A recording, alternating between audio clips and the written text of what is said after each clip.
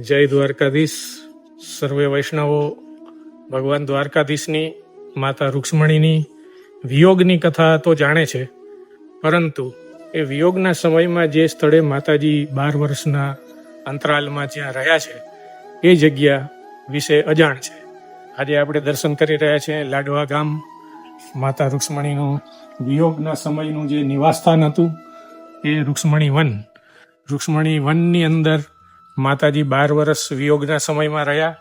ભગવાન દ્વારકાધીશ એ સમયમાં નાગેશ્વરના દારૂકા વનમાં રહ્યા અને શિવનું આરાધન કર્યું. આ સ્થળ ઉપર માતાજી રહ્યા એ સમયે માતાજીએ વિયોગના સમયે ભગવાનના દર્શન માટે પોતાના હાથે એક શ્રીજીનું સ્વરૂપ બનાવ્યું.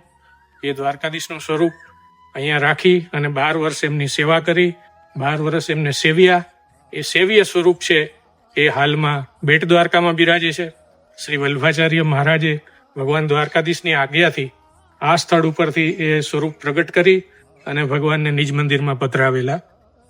આપ અહીંયા આ શિલાલેખની અંદર એમનો ઉલ્લેખ જાણી શકો છો. નીચે ભગવાન જ્યાંથી પ્રગટ થયા હતા એ ચરણ પાદુકા અહીંયા બિરાજમાન છે.